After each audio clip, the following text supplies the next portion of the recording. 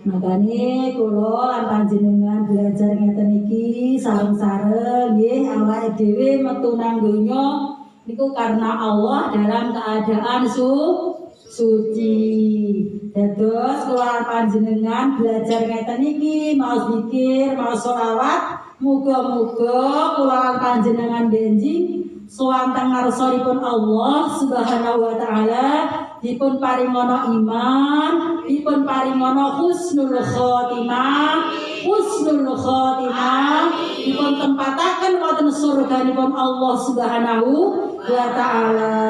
Dipun dadosaken umatipun Kanjeng Nabi Muhammad sallallahu alaihi wasallam. Niku sing penting nggih. Dadi awake teko krana Allah bali nyamae Gusti Allah. Amin amin ya rabbal alamin.